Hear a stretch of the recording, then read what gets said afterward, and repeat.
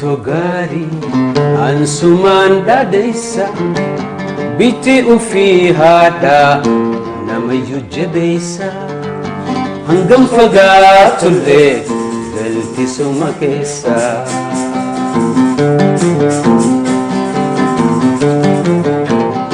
ilman biyatiya dinu duresa ilman biyatiya dinu duresa Rorroba sebe biya gari kesa Rorroba sebe biya gari kesa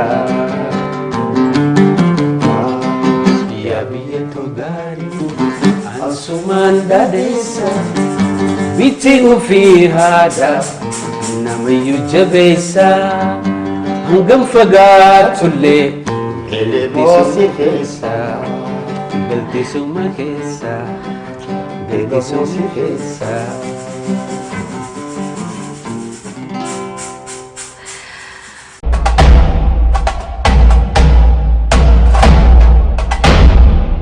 Ganda watoota keenya FIB irraa qophii Simboo Aartii keenya har'aa qabannee dhiyaanneerra. Qophii keenya har'aatiin weellistoota Hundessitoota Afran Qalloo fi firii Afran Qalloo kan ta'an. Weelluun isaanii bara haga baraa kan dhaggeeffamu ergaalee jajjaboo dabarsuudhaan beekamu.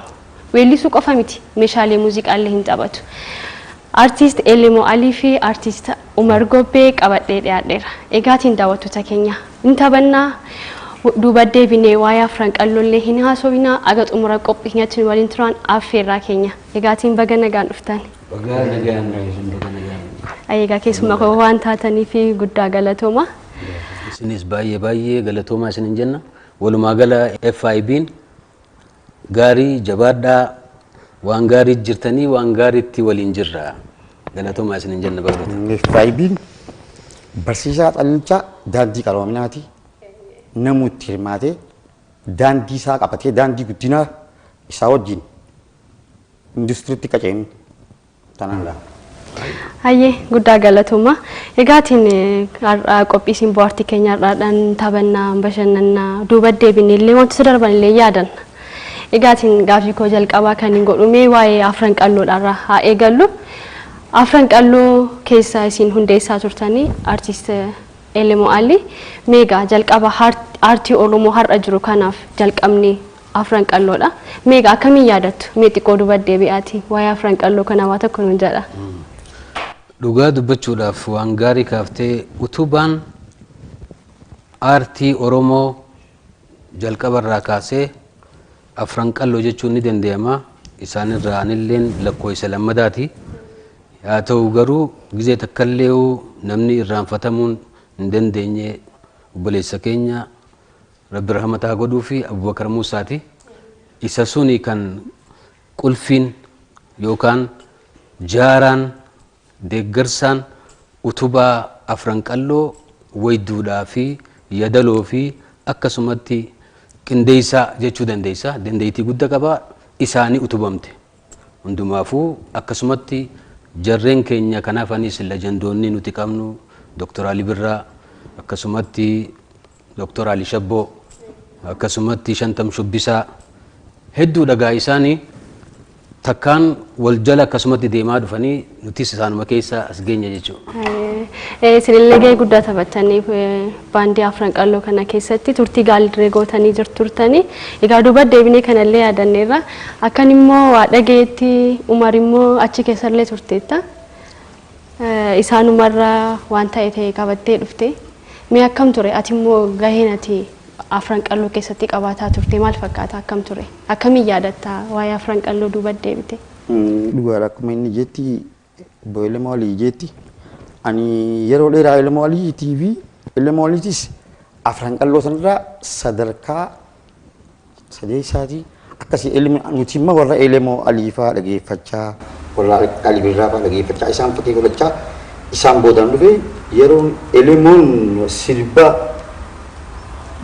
soolaa dur gaafa jiru walli sun anu yeroo saniif walleen eegalle ilmoon alibirraa ta'e ilmoon isaan irraa fakkii fudhachaati isaan booda walli aadaa waan faalle isaan booda walli aadaa maalum katii sayid isaan jirtu isaan booda abdi qophee illeen isaan booda abdi qophee illeen eegas yeroo san booda ilmoon faan yeroo isaan sirba tirii reesee galakkisan sirba qabsoodha biifituun takka illee hin beektu yeroo isaan sirba kana hojjetan yeroo isaan inni calcal xurroo isaa gaafa inni sirba kana taphatu namoonni hin beeku jechuudha. Saniifuu ilmoo fi waan fakkii guddaa isaan irraa fudhanne jechuudha.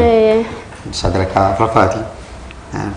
Sadarkaa afuraffaa keessa galtanii sadarkaa afuraffaa keessa galte. Isinillee waan baay'ee Afran Qalloo irraa fudhatanii baatanii egaa aartii Oromoo keessatti weelloon amma jiran hundi isaanii keessattuu immoo yeroo warri jenereeshinii keessan hin jiran jalqabni isaanii Afran Qalloodha. Afran Qalloon aartii uummata Oromoo fi aarsaa guddaa godhe karaallee qabsiise. Guddina aartii Oromoo har'a jiruuf illee gaheen Afran Qalloo guddaadha. Ayeega mee akkamii ilmoo fi meeshaa muuziqaa akkamii mee akkamii waliin deemanii akkamiin gabbifatte mee ilmoo waan kana? Ani guddoo jaalala muuziqaati isiniin qaba. Egaa garuu dhiifama artistiin egaa isin hin jedhamu ta'uma salphisna jenneeti. Egaa mee akkamii ilmoo fi muuziqaan meeshaa muuziqaa kun? Akkuma jenne kanatti jalqabarraa Afran Qalloomarraa kaasee warri nu dura turees Dr. Ali Shabboonis, Dr. Ali Birraanis, Himee Yusuf akkasumatti hedduudha warreen gattee cheenii tana keessatti gitaara taphachaa dhufan. Isaanuma jalaahi nutis yeroo sunitti anis warrumatti aanu gitaara kana jaalalsaa waan hin qabuuf ululloo irraa eegalee akkasumatti harmoonikaadhaan akoordiyoodhaan gitaaraas haa ta'u kiiboordiis beezaas waan hin taphanne hin qabu. Isa kana waan hin jaaladhu dhufe. Jaaladhee immoo sabboonummaa Oromummaatu waan na keessa jiru jecha isa sun keessaan calaqqisee uummatatti dabarsuudhaaf. Ergaa kiyya kana dabarsee hagaan bare uummata kiyya dammeesseetti himuudhaaf jechuudha guddoon. Eegaa keessattuu immoo yeroo keessan irra caalaa sanumatti fayyadamtu meeshaalee muuziqaa gahaalleen ture natti fakkaata akkasumatti yeroo dogoggoree gaana sirreessa. Kanaaf egaa isin yeroo sana karaa kanaan ergaa keessan dabarfataa turtanii umarillee akkam gabbifatte? Ani kuni jalma ilmu fa'aa wal dura kana gitaara kana di bakal mana dia pecah ni. Alhamdulillah wa namni bersih ni jiru. Gitaara makana dikadeti diri mana kasati matu marat arku dah. Dia tu mana udah kadeh. Ini dia kata kadeh tu mana jima diri kasati. Yo ni nama bila tahu itu gue namanya jalap semudah. Nama orang saya musik aku itu mana? Aku asli namanya aku badi sekarang aja. Karena kalau bagian dia tinggal yang itu jima kita tinggal itu mah itu sih enggak tuh kalau beri itu mah beri juga kakek lemu fada macam mana kakaknya beri kakek lemu danggang kamu kakek lemu itu biar mereka isau ni jangan timpakan ini kan itu apa tuh orang buat terang jauh di rumah malik juru sekarang ada sangat kan cat beri acap bofi umat kanak-kanak lah sangkar itu malah ni saya sendiri ada dia kesetim beri itu sambil dua doa lagi diri dah saya tinggal tidak dia diri sendiri jalan diri arti diri namni waktu terlalu diri hajung kisah juru diri bekan artinya gunung dah kisah diri iya lagi diri cuma diri dangasi itu bekam akas malah cuma dalat dalatnya cuma dalatnya ini haram ayat dalat deh ilmu boleh haram ayat dalatnya anak ilmu gantung tok Alillee namni seenaa keessan hin beekne hin jiru jedhee bakka dhalootaa keessan illee irra darbe namni seenaa keessanii muuziqaa keessan hin beekne hin jiru. Mee akkamii meeshaaleen muuziqaa fi aartiin akkamii wal duukaa deemu akkamidha aartii irratti gaheen meeshaalee muuziqaa kunniin amma isin gitaaraa asitti immoo kiiboordii fa'aa argaa irraa akkamii gaheen isaanii muuziqaa keessatti gaheen isaanii maal fakkaata? Amma guddaan gurri dur namni keenya yookaan hayyoonni yookaan manguddoon dabartee dhageeffachaa ture irra guddaa gitaara ta'ee udiidhaas ta'uu danda'a gitaaraas ta'uu danda'a akka aadaatti waan akka maasinqootiis haa ta'u garuu naannawa karaa bahaa kanatti gitaaraa fi darbuuja dibbee xixiqqoo taphatan tanaanii wal booharsanii rakkoo isaaniitii fi gadadoo silaa irra geessatan isaanii ibsachaa dhufan jechuudha. Kanaaf wanni tun jaalatamtuu jalqabde. Wanni isaan muuziqaa jechuun muuziqaan abbaan qabdu. Universal jetti faranjiinis. Muuziqaan tun gitaaraas ta'e wahuma taphattuu qililuu jennaan itti beeynaan ati guddina gaa'isuma keessa jaalala yoo qabaatteef akkasitti jabeessuu dandeessa. Isaanirraa tokko. Jaalalasii waan hin qabuufiin baree hin dhumtu ga'a. Ani baree jechuun danda'u. Gaheen isaa akkamii muuziqaa keessatti walaloo fi yeedaloo yeroo qophaa'e egaa meeshaa muuziqaa kanadha kan bareechee walitti mi'eessee kan uummata dhiyeessu natti fakkaata. Gaheen isaanii akkamii warreen kun meeshaalee muuziqaa kunniin akkamidha gaheen isaanii? Gaheen isaanii hoggaa jettu yeedaloodhaa fi wanni walitti baasuudhaami. Wanni tigaa akkumaan siin jee fedhi muuziqaan tun jaalalaa wajji wal hidha. Yoo jaalattee waan feetu sun miira keessa seentee akka feetutti yeedaloo tana fireematti gootee fireema suniin akkasitti qindeessitee ati jaalattee dhageeffannaan nama 20 keessaa namni 5 nama dhageeffata jechuudha. Isa sun egaa amma guddoon ati jaalachuudha. Jaalattee immoo waan sun haga dandeessu bartee Binta goonaan aangaa nama akkasiiti haaluma sun keessaa waan kana bare gitaararraa kiiboordii waa hedduu keessaan sasseena jechuudha. Jaalalisii waan hin qabuufi muuziqaan furmaataas ni taati maraataas ni fayyifti. Kan rakkate rakkoo keessaa is ni baafti. Kan lubbuusaa ajjeesuu deemullee yoo kan dhageeffatu taate ifitti tasgabbaa'eeti dhageeffatee yoo maraataa ta'es fayyee kan rakkoo biraatiif illee deemu ifitti tasgabbeessa. Wanni jechuun terapiidha.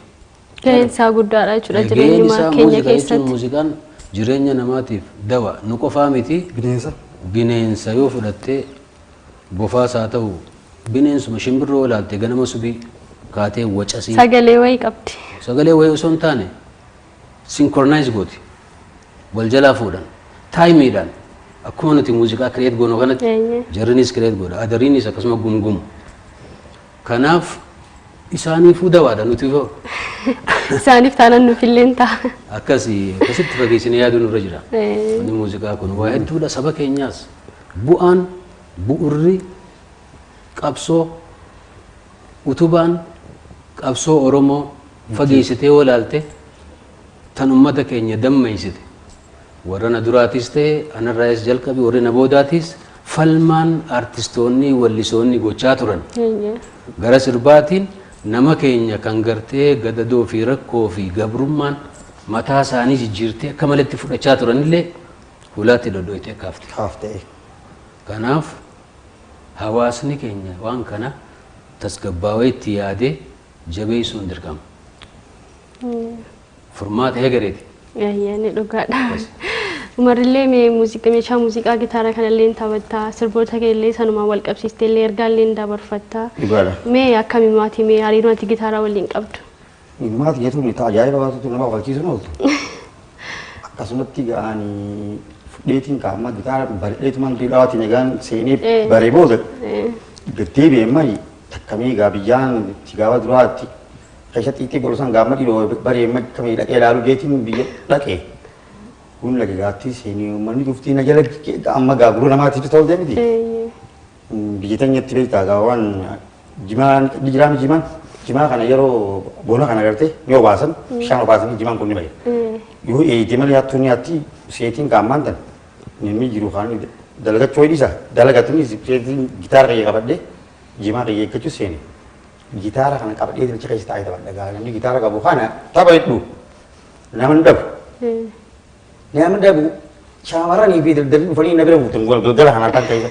Kanuma dhaggeeffatu. Kanuma dhaggeeffatu galgala faa sagaleen isaanii deemtini. Osuma kanatti taphadhuu sibba kana kan qaawwan yoo taphadhuuti takkaa qeerransi biyyi teenya wantaa miti daggalan qabdu gaaraa miti juuma qofa malee dirreedha. Qeerransi bikka tanaa dhufee jechuudha. Dhugaa qeerransi dhufe taphadhaan. Hogganaan nuti dhaabee fincaanii fi akkana lafaa jiru. Hojjetuma qeerransi lafaa tolkee. Uma dhugaati gaati dhugaati miti. Hoggaa qeerransi ka'ee lafaa ka'ee ijoolleen kiljetti gaa bikka kanatti mana kan jaaree jimaatti eenyu jira miti achi seenti. Dabeetumaan gattaa'ee irratti waan dhufeef beeka ijoolleen hin beektu. Iyyan afaan keessan qabadhaa jeetumaan gitaara uumaa dhawachuu seenee jechuudha gitaara dhawuu seenee ciisee kana gurra kana godhaa dhageeffatee Dhaggeeffata gaafa isin weellistanii. osuma inni tala dhageeffatuun anis duubaan siqa. Duubaan siqaatumaan raawaa hayoonni akkasii dhiisanirra utaalaa mire duubaan siqaatumaan mana seenee ulaatti dhufee tantaati iyyeeti warra uuruu keessa jiru uuruu qeessaase nama halkan sammaqaa jimaa biyyaatillee isumaa eegaa bule. Samboo keessa taa'eetiin gaabii kan nuti ibidda qabsiifannee akka teenyu kan achi dhufee ciisa gaanis kaa. Silang kaameraan akka ammaa kana jiraatanii waraabaa anis kaa isa kana laaleetumaan taphadhaaf ammaas osuma deemuu siqee bikka duraan taa'u jiru ibidda bira dhufee taa'abu. Fincaan nu qabee isaa gabbaan. Ijoollee akkam taate gaa meeqam tarraa oofne itti deemnee jechuudha. Hanga iyyeetti gaachi boodana irraa deemee kutaa deemnee gabbaa akkamas taa'ee jechuudha. Ijoolleen gabbaate maas. Lafaa ka'ee kanatti laa'ee oogee. Tirikatti nimsi naa osoo fincaan ajenneen samboo ijoollee akkam guutuu akkasitiin kiiloomeetira dalagaa bulee mudannoo akkasitiin qaba yaadannoo gitaara kana. Gitaara kana wal qabate. Saniifuu maala jaalma namaati gaa kan bineensi akkasii. Biyya biraa irraa ka'ee dhufee jechuudha gaararraa dhageeffatee. Egaa mee daawwattoota keenya Umar Gobbee sirboota isaa duraanii keessaa mee tokko nu taphata. Isinillee nu waliin tura bohaaraa jirra bashannanaa jirra. Mee Umar immoo sirboota kee keessaa tokko uummataan nu gahi mee gitaara keetiin nu taphadhu.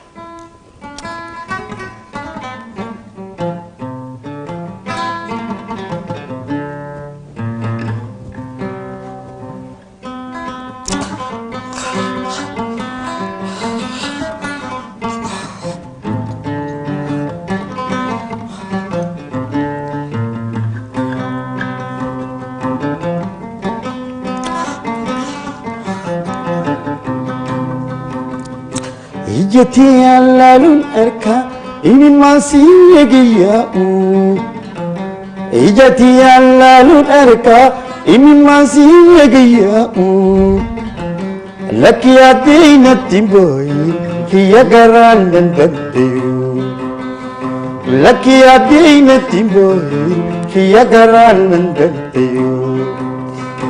Adi garan kolapa dimti mali nabokit. Bontu garam konapa dimti mali nabokis simfayatu bayalubu torakipta.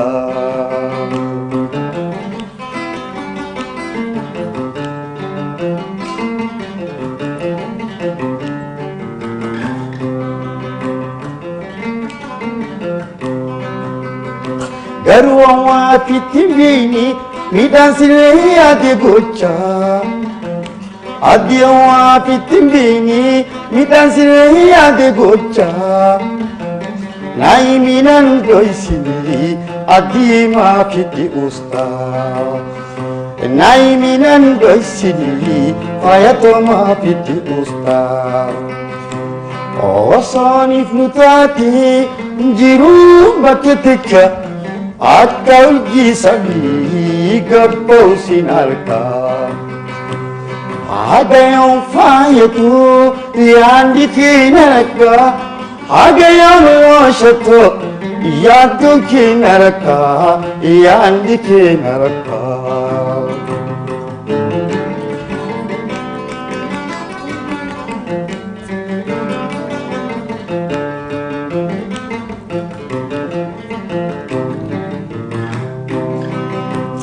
Itu gagaru yang dikinaraka, sonarra bagate satti sialka. Itu gagaru yang dikinaraka, sonarra bagate satti sialka.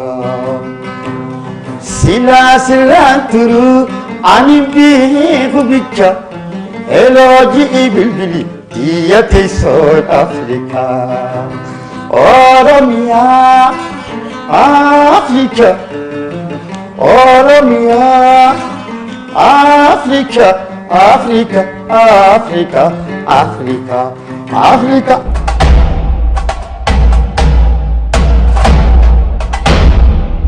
Duubatti akka deebinee sirboota duratti yaadannoodha kan nu taasise.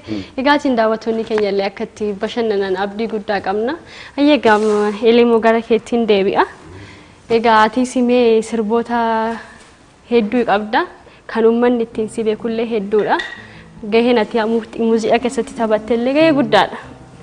Meegaa sanuma keessaa mi'aatillee mee sirboota kee mee uummata daawwattoota keenyaaf mee nuuf yaadachiisi. Kan sitti tole isaa ittiin nu affeeri.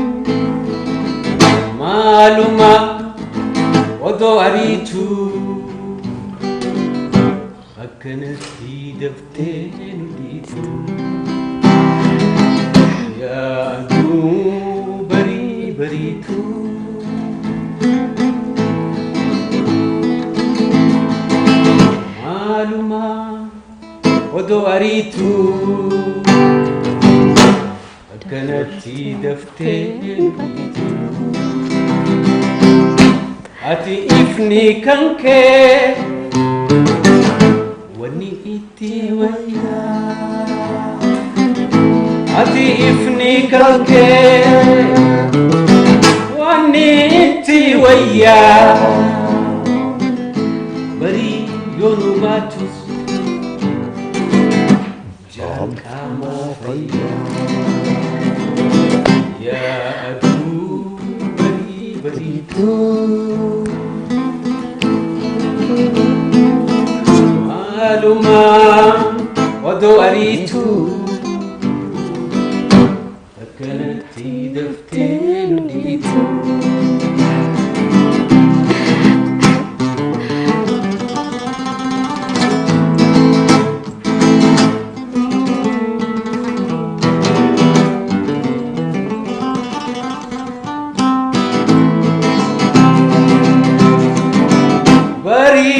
Gammachuu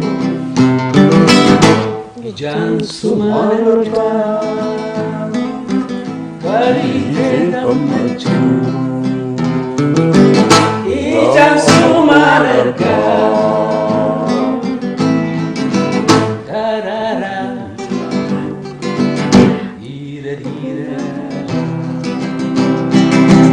yaa aduu barii barii Maluma odo aritu Kanatti daftee baritu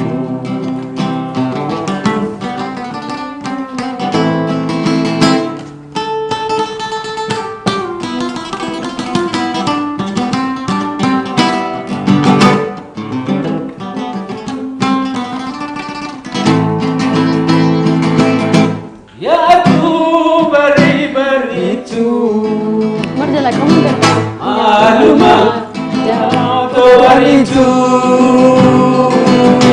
Akkanatti daftee nuditu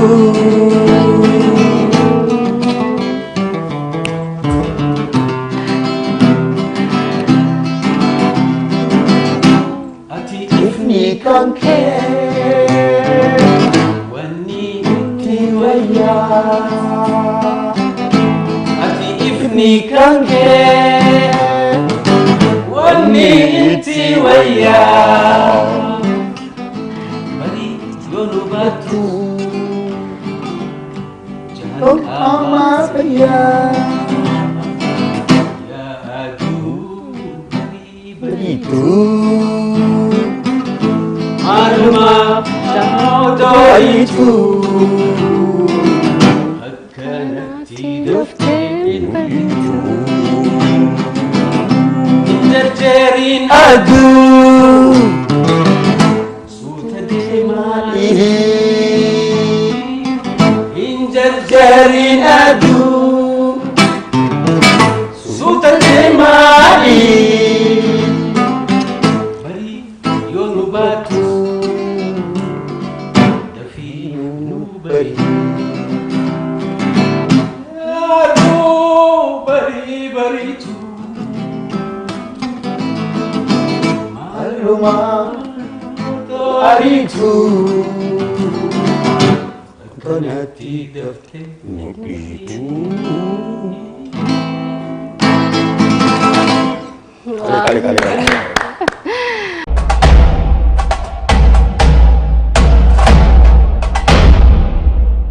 Egaa daawwattoota keenya turtiin keenya akkuma tuffettidha kan inni jiru qophii Simboo Aartiidha kan daawwataatiin jirtanii qophii Simboo Aartii keenyaadhaan immoo artiist Elemoo Alii fi artiist Umar Gubbee qabannee jirra. Anillee gitaaraan duukaan bu'a jedhee baay'ee hin dandeenye.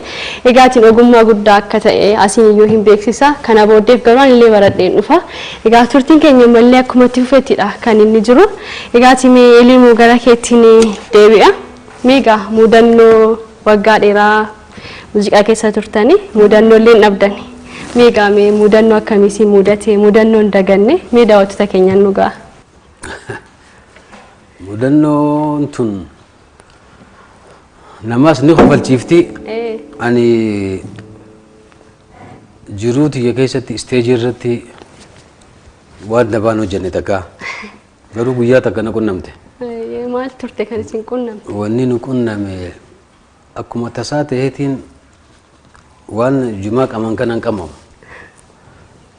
Ammoo guyyaa sun isteejii irrattis kanumaan ba'uuniin beeka. Waa humaan ta'u jeetiin iflaalee jumaas qamahee guruppiidhaan kaanee deemne jechuudha. Hojii hojjetuuf isteejii irratti? Isteejii irratti ol baane. Isteejii amma gaa namni hedduudha. Nama 300-400 faadha. Asuma biyya keessattidha? Biyya asiin biyya alaati. Okay, biyya alaarratti. Biyya alaati iddoo isaa himuun barbaadu. Rakkan qabu. Booda isteejii gubbaarraa hoggaan ol bahee kiiboordii irra taa'u muuziqaas eegale garuu ijji kiyya intala takka ta ummata keessaa bareeddu isiirra dhaabbate.